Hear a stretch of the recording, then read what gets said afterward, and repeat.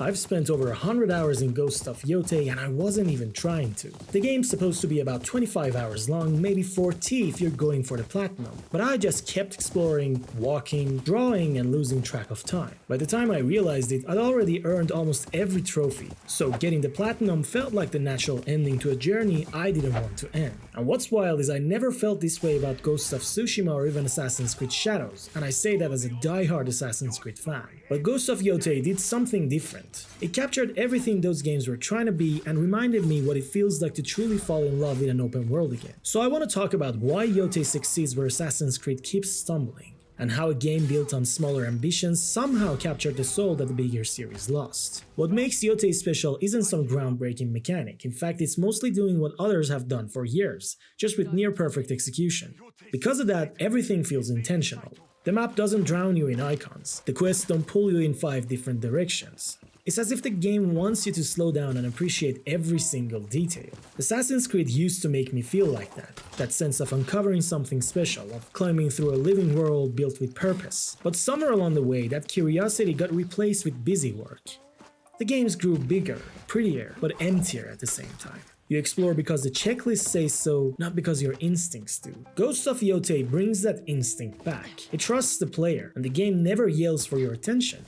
And that's the difference that made me spend 100 hours here without even realizing it. So let's have a reflective breakdown of how Ghost of Yotei recaptures what most modern open worlds lost. Earlier I said that Yotei trusts you as a player, and because of that trust, the devs designed the game so you don't need tons of icons to stay engaged. Yotei's map is large. Of course it's not as huge as Assassin's Creed's maps, but it never feels bloated either. Ezo, known today as Hokkaido, is smartly crafted. The landscape is carved by nature, every valley, ridge and corridor shaping the world into distinct regions. You feel the sense of scale, you feel like you're traveling across a vast world, because each environment looks different. And that variety, paired with the game's stylized realism, makes the whole world feel like a living painting, one you can move through, interact with, and just exist in.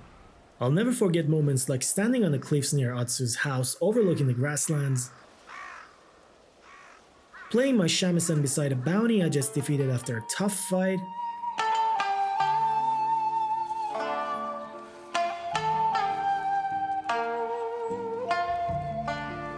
hearing that angelic voice sing in the background that makes your journey unforgettable,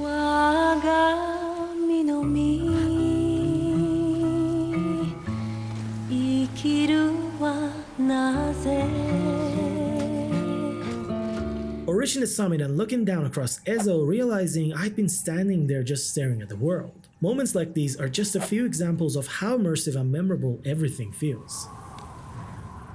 There are some challenge routes that give you short handcrafted paths filled with light platforming sections, and they usually end with something rewarding, a new charm, some materials, or just a breathtaking view. Each one feels like a small pilgrimage, rewarding curiosity instead of checklist progress. The world's constant shift from openness to constraint, serenity to intensity keeps it alive in your mind and makes every region instantly recognizable. From the snow-blanketed Teshio Ridge where enemies feel like they've stepped right out of an Assassin's Creed game, to the crimson forests of Ishikari Plain where the land itself bears the Oni's brutality. The thing is, this distinction is not just limited by looks. Some regions lean on verticality while others are wide and flat, offering different kinds of gameplay challenges. You start to notice how this handcrafted design makes every bit of exploration more meaningful. The mood shifts with every region, the music touches your soul, the sound design is perfect, and it all pulls you in. Here, listen to this part where I'm just sitting by the fire playing Atsu's shamisen.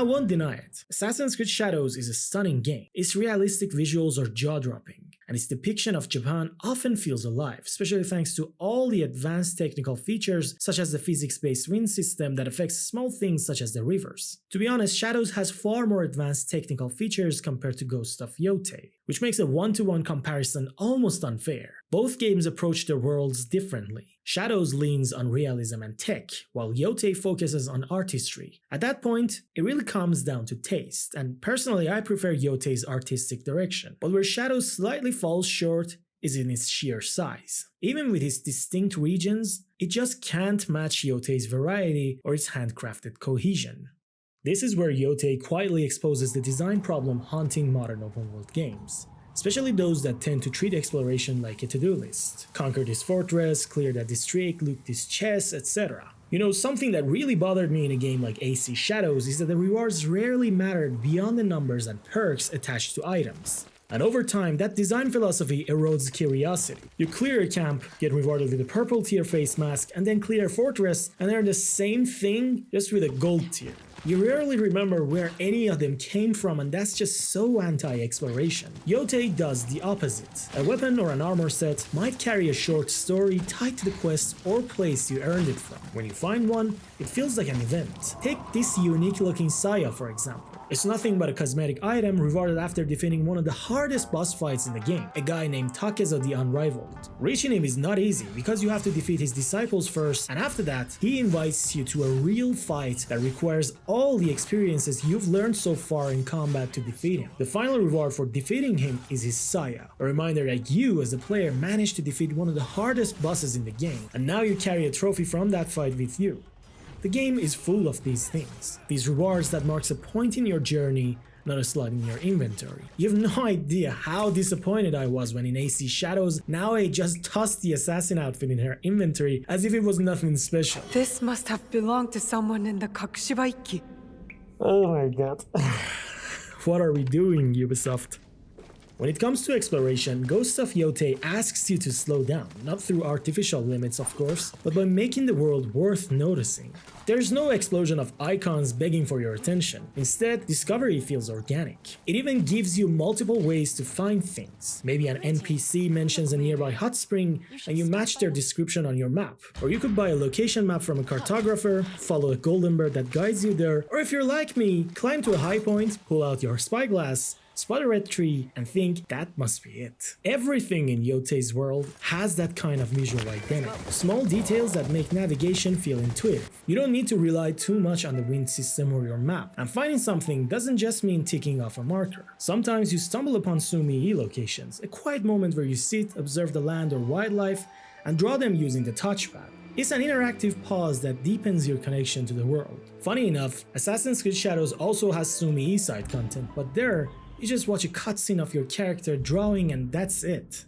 Back to Yotei, you can also set up camp in the wilderness, manually light a fire, and cook food for temporary buffs using the PS5 controller's features. You know, it's not the use of touchpad or DualSense's features that make these moments special. It's how they ground you in Atsu's journey, how they make the world feel reactive to your presence. And as you explore, the world unfolds with her. Side stories and encounters don't flood the map all at once. They appear gradually, often responding to your progress or the main story. It gives you the sense that Atsu's journey is shaping the land itself. It's a subtle trick, one that other games have tried before, but few make it this natural or this believable. If Yotei's world is defined by its handcrafted design, then its story is defined by its intentionality.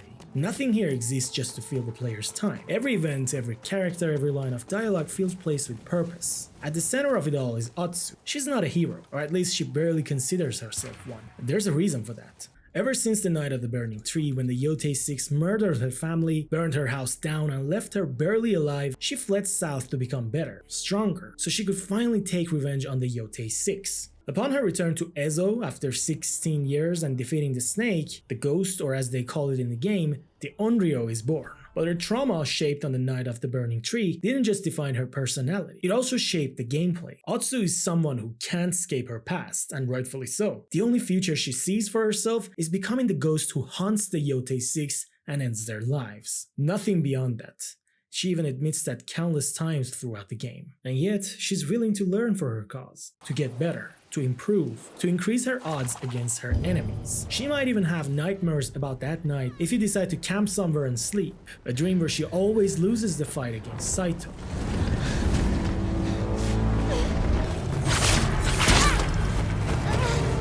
I must make an example.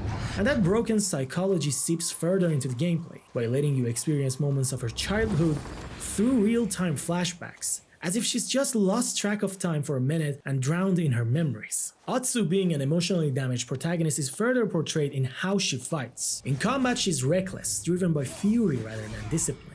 Every time she faces one of the Yotei 6 members, she has an incredibly hard time dealing with them. These aren't ordinary encounters either. They're memorable fights carefully crafted to show how even a seasoned bounty hunter can make mistakes because she couldn't control her emotions. Even the character progression system reflects that mindset. Every skill Atsu learns, every weapon she masters is about sharpening the blade of her vengeance. Her development is tragic because it's hollow, and that's what makes her story so powerful. She grows stronger while growing emptier.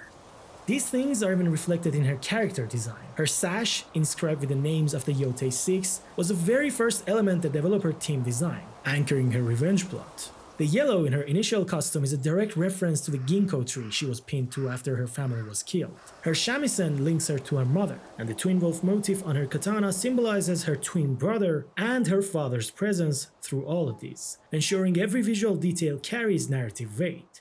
And that brings us to the villains, the Yotei 6. One of the biggest problems in recent Assassin's Creed games is that they want to follow a non-linear approach, but their targets exist in isolation, and they're often treated like regular NPCs. You eliminate one cult leader, one general, one regional boss, and the rest of the world carries on like nothing happened. It turns assassinations into routine. Yotei shatters that illusion of disconnection. When you strike down one of the 6, the world reacts. Guards whisper about what you did. Enemies curse your name mid-battle. The more chaos you cause and the more enemies you defeat, the wanted posters update to better represent Atsu's likeness, in hopes that someone might finally take her down.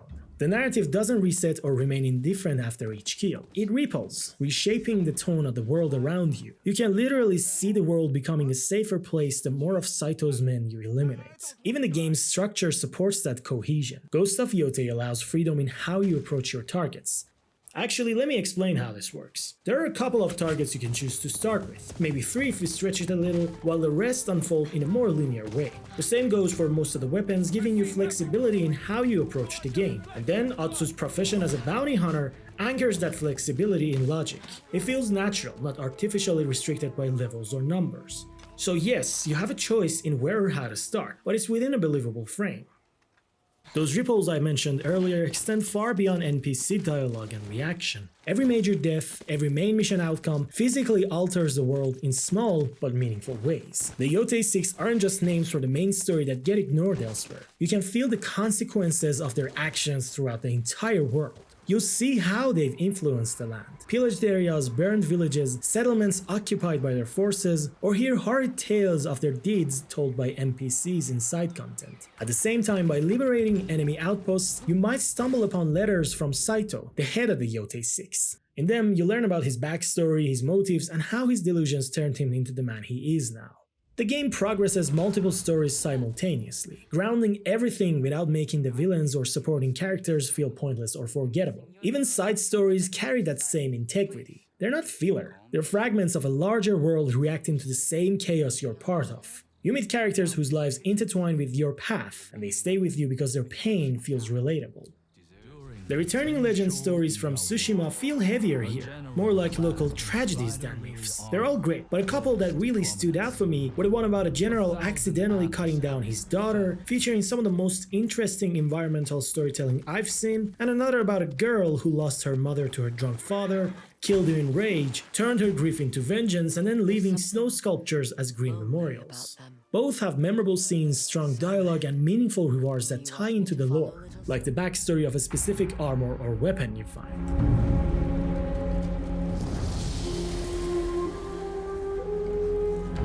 The bounties you track down sometimes branch into multiple episodes, dragging you from one region to another and keeping you hooked until the very end. But that's hardly the only great thing about Yotei. For me, the fact that even the main weapons you find have backstories, where Atsu must earn the trust of their masters to learn how to use them, makes everything feel even more special. And then there's the voice acting, the human element that makes all of this believable. Erika Ishii's performance as Atsu is simply incredible. Every line feels pulled from somewhere deep and painful. She's fully authentic. Her delivery in happy, snarky, sorrowful, and distressed moments is pitch perfect. So long as the Yotei Six breathe, my family will never know peace. And she completely sells how Atsu really feels.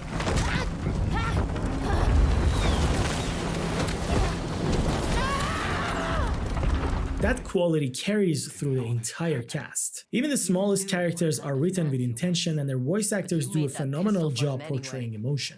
I tried not to sell, but you're right. There's blood on my hands. The dialogue feels natural to the period without slipping into stiff formality or awkward modern phrasing. Even in the non-mocapped cutscenes, you can tell the voice direction was handled with care. Because the performances are strong, you rarely notice the lower quality animations during regular dialogue scenes. On the other hand, this is something Assassin's Creed has long struggled with. And it's even worse in Shadows, especially in its English dub. Speaking of which, I played the entire game in English without any issues, and did the same with Shadows. But that one was a rough experience.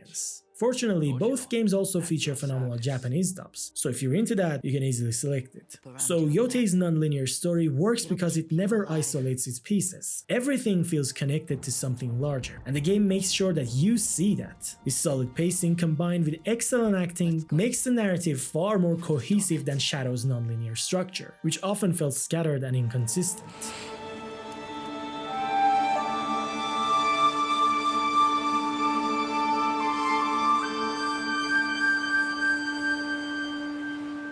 So Yotei's world is handcrafted, and its story elements are connected and intentional, but none of that would matter if the combat couldn't hold it together. This is where the game's trust in the player really comes into focus, not through numbers, but through skill. I've always thought Ghost of Tsushima had a beautiful combat style, but not much variety. I even talked about it in an older video. You can check it out from the corner of your screen. It was elegant but limited. One sword, 4 stances, and a small pool of enemies. Ghost of Yotei takes that same foundation and expands on it. It uses a kind of rock paper scissors combat design where different enemy types are countered with specific melee weapons. Similar to Tsushima's stance system, but here it's tied to weapon types. For instance, the katana is effective against sword-wielding enemies. Dual blades counter polearms and so on. Actually, here you have 5 melee types. The single katana, dual blades, the odachi, the yari, and the kusarigama. Each one moves differently, feels different, and teaches you to fight different. Add to that 2 bows, 2 firearms, and a variety of throwables, each with its own ammo type, and you start to realize how much the game respects your adaptability. You know, the combat in Yotei is not about how much you can grind, it's about how well you learn to fight. Fights in Yotei can be unforgiving. Enemies don't wait their turn like they did in Tsushima. They swarm, flank, overwhelm, and punish hesitation. There are no bullet sponge enemies and no random loot drops. When you win, it's because you were good, and when you lose, it's on you. Not because the enemies had a skull icon above their heads, not because the game decided you weren't ready and you need to grind for hours to match their levels, no, but because you made a mistake, one that you can easily fix by getting better at combat. That's what makes every encounter so personal. Stealth in Yotei builds naturally on Tsushima's framework, layered outposts with smart level design that require careful observation. You can go through unseen or go in guns blazing, and both feel valid and fun in their own way. But where Assassin's Creed, especially Shadows, pushes for complexity with light manipulation, hiding in shadows, crawling under the floor, hiding in the ceiling, going prone and more, Yotei does the opposite. It has a fairly standard system and there's nothing wrong with it, but it feels kinda dated compared to Assassin's Creed Shadows. Perhaps the only time the game feels that way in comparison. Personally, I prefer Shadow's stealth approach. It fully satisfied my urge to roleplay as a shinobi, and I always thought that was the one area the Ghost series could have gone deeper. But here's what surprised me. Because of Yotei's non-linear structure, you might unlock core abilities far later than expected. Like I did with the hearing sense, the one that lets you detect enemies through walls. I finished almost the entire game, including every camp and every region except Oshima Coast, before unlocking it. and this is usually a crucial ability for stealth. So this means I adapted to play the game without having the hearing sense. Instead, I actually listened to enemies, paid attention to my surroundings, studied enemy pattern, and planned my moves. Honestly, it made stealth feel more interesting and at times even challenging. The grounded feeling it created made me think I should start skipping that ability in future games just to keep that tension alive. Now, because there's no random loot system, every reward feels distinct. Gears serve a purpose, and upgrades make sense. Even better, progression feels natural. Weapons, tools, and armor don't just increase numbers, they evolve your playstyle. And the cosmetic rewards, like the new hats, masks, weapon skins, make your journey feel personal. The skill tree is not soulless either. There's no 5% increase to light attack nonsense. Each skill you unlock teaches you something real, things like a new fighting technique or a new survival method. And the game doesn't punish you if you don't upgrade. If you skip a skill or hold off on crafting, it just means you'll face tougher fights. Yotei doesn't beg you to level up. It trusts you to find your preferred playstyle. You know what's interesting? Even upgrading Atsu's sword is done in a memorable way, for a unique little mini-game you don't see anywhere else. The same goes for some of your tools. You can unlock and upgrade them through dedicated vendors, each with their own small stories that make the process feel personal and connected to the world. So some of the upgrades become a memory of where and how you earned them, not just another stat bump in a menu. And that circles perfectly back to what defines the entire game: intentionality. Everything from the combat and progression to the stealth and the lack of padding is built on trust. Ghost of Yotei gives everything meaning. It never needs 1,000 repetitive tasks to feel its world.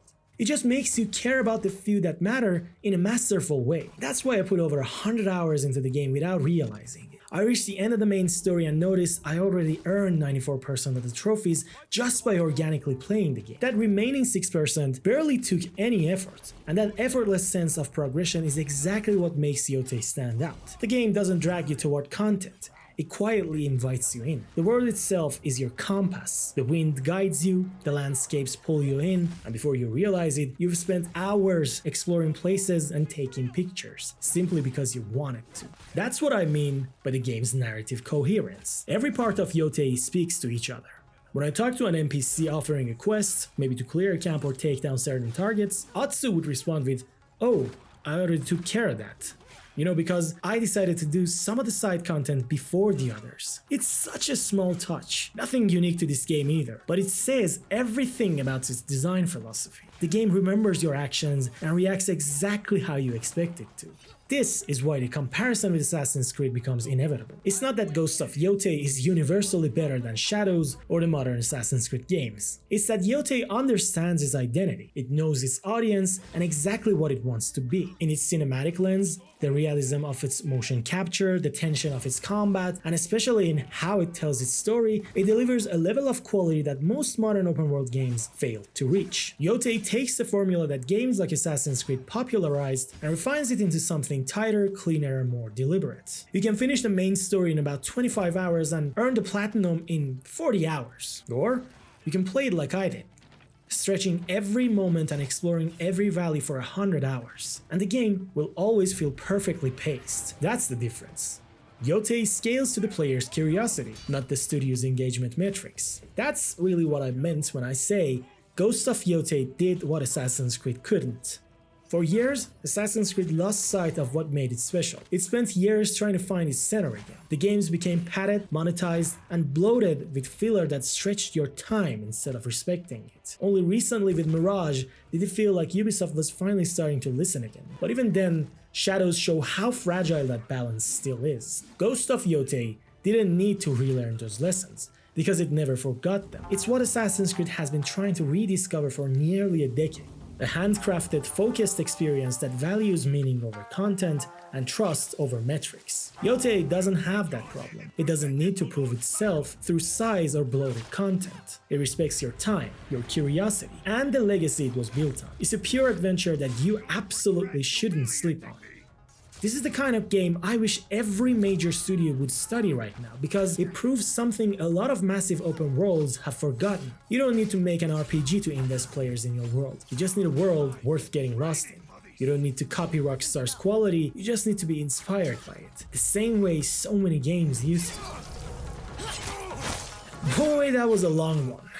if you've made it this far, I really appreciate you watching. Make sure to leave a like and smash that subscribe button if you haven't already. It really helps me make more videos like this. And with that, see you in the next one, friends. A better death than you deserved.